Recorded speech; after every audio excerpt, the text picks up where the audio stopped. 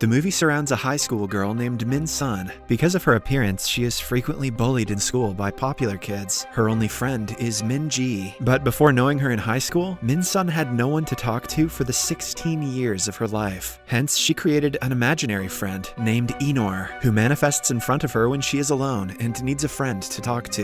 One morning, Minsun is getting ready for school, while Enor keeps her company. She is overly excited about nothing because her guts tell her something wonderful is about to happen today. Enor praises her optimism, but asks her to hurry, as a good imaginary friend would. On her way to the school, Minsun is approached by Minji. They talk about a new comic that Minsun managed to land the last copy of. Surprisingly enough, Minsun's favorite character is not the hero, but the antagonist. She finds the character attractive because he is passionate about what he does. This resonates with her real life, as Minsun has a crush on a guy similar to the villain in the comic. His name is Hotae, the popular kid who everyone is afraid of. Coincidentally, just as she is thinking of him, he approaches her and hands her a keyring that fell off her bag. This is the first time a guy is being nice to Minsun, and she is especially happy that it is her crush. Hotae asks her to be careful and walks away. When alone, Minsun meets Enor again. He can see how much she likes Hotae, but doesn't comment on anything about the guy. Minsun, on the other hand, is over the moon, positive that many nice things are coming her way. Later that day, both she and Minji meet at a cafe. Minji seems to be bothered by something, but Minsun doesn't notice it. They continue reading comics when a group of 3 bullies approaches them. Minsun knows they bring trouble, so she tries her best to mind her own business, but they take the comic away and refuse to return it. The meanest girl from the group is Momo. She says she wants to borrow the comic and keep it for the next 10 years. When Minsun speaks up for herself, they threaten to kill her. On her way home, things start to get out of hand, but just then comes Hotae to Minsun's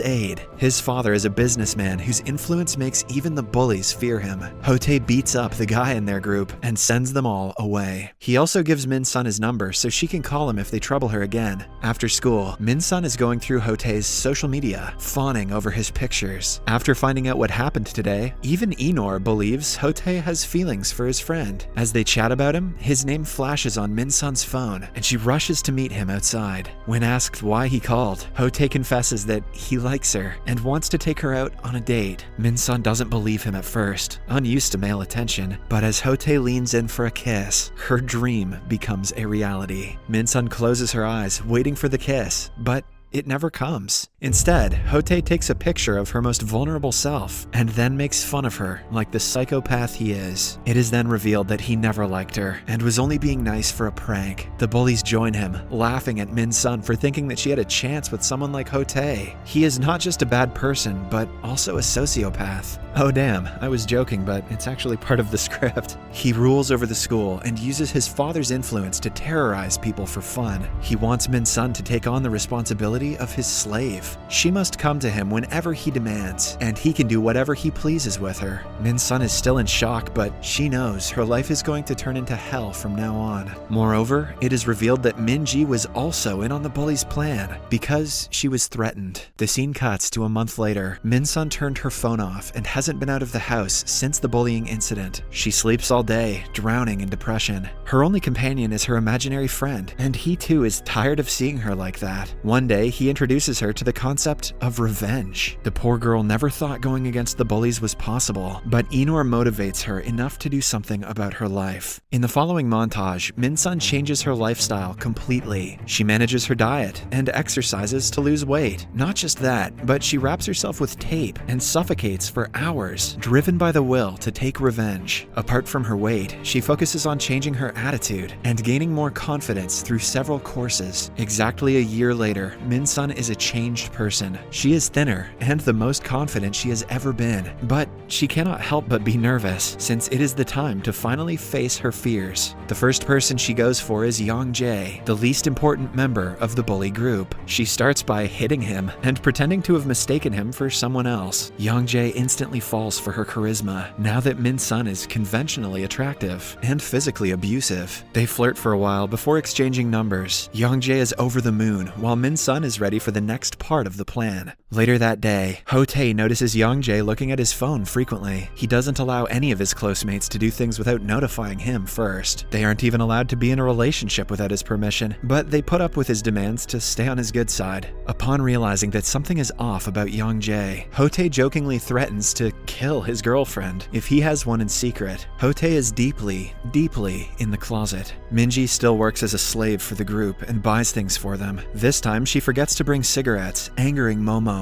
The last member of the group is Mina, the kindest one of the lot who wants to forgive Minji. Ho-tae registers that she always interrupts him when they are bullying people and warns her to be careful. When he is not around, Young-jae calls Min-sun and they meet again. Min-sun is shocked at how differently he talks to her than he used to. The change in behavior angers her as she remembers how miserable she was because of him only a year ago. Young-jae tells her that he likes her, but she rejects him, saying that she is in need of 1 million won and cannot be distracted. The next day, Young-jae sells his phone and gaming console to get the money for her. Min-sun is taken aback, but the gesture angers her even more. She says that she will return the money in 10 years, mimicking their words to her. Young-jae still doesn't get the hint though, and is shocked when she throws the money at him and walks away. He quickly stops her, asking her the reason she is rejecting him. Min-sun truthfully claims that she despises all bullies, and he is one of the known bullies in the school. In reply, Young-jae says he will leave the group and change if it means that she will accept him. In the following scene, Minji is again troubled by the group. Young-jae approaches them, asking her to go away. An angered Ho-tae inquires what he is doing, and is surprised to find out he wants to leave the group. Just when things get heated, Min-sun comes to Young-jae and makes up an excuse to save him. Ho-tae is instantly alarmed by her presence, but thinks she is stunning. To spite Young-jae, he is extra friendly to Min-sun and even asks her for her number. Momo is not happy about the interaction because she is in love with Ho-tae, and they have been in a relationship for a month now. When Ho-tae asks Min-sun for her number, Young-jae comes in between and drags her away. He doesn't like that she interfered in his matter, but Min-sun hugs him and makes him forget about it. She claims to be 10% in love with him as a joke, so he would work harder to make her fall completely in love. At night, Inor asks Min-sun if she is doing okay. The change in her attitude has also turned her somewhat heartless, which worries him. However, Min-sun doesn't see any problem with what she is doing and is happy to use Young-jae for her own benefit. Inor sees how different she is from a year ago, and the story goes into a flashback. After trying several ways to lose weight, including the tape method, Min-sun had still not made progress. Then, one day, Ho-tae came to visit her, worried that she hadn't come to school in more than 2 months.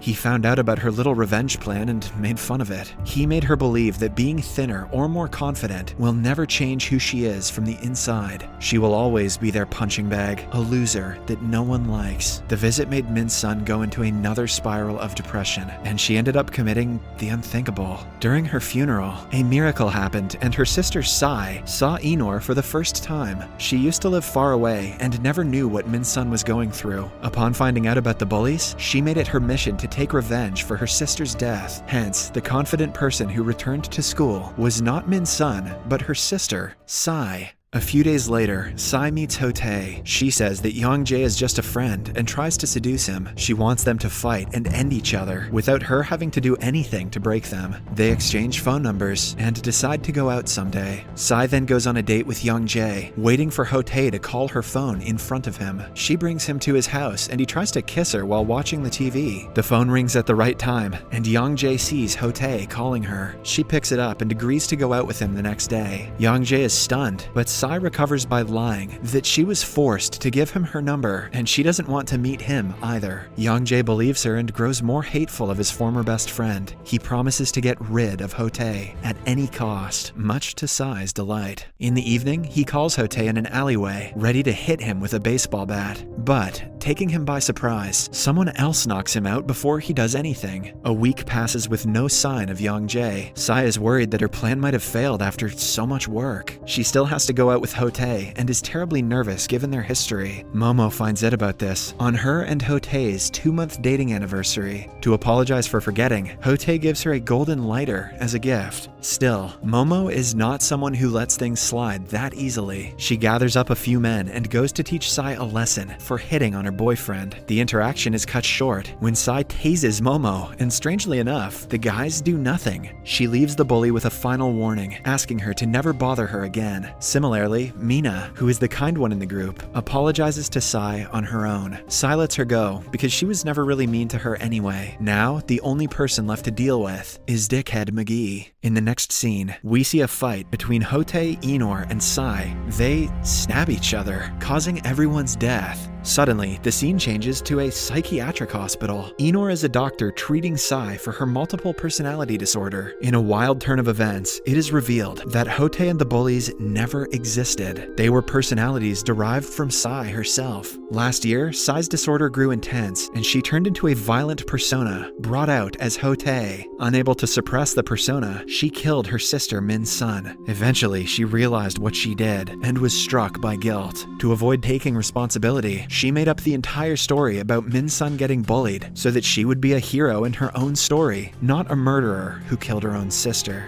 All this time, she thought Enor was her imaginary friend because he would interrupt her dream world. But in reality, he was her doctor. In real life, he reveals that he has been able to get rid of all of Sai's personalities, except for Hotei. If she doesn't get him out of her head, she will be locked away for life. A few days after Sai is informed of this, Hotei's personality disappears completely. Enor thinks his treatment worked, and Sai is given little jail time considering her sickness. In the last scene, Sai is out of jail talking to Enor about life. She shows him a lighter, similar to the one Hotei gave Momo when they last met. Enor looks at it in shock, realizing that the killer in Sai is still present somewhere inside her.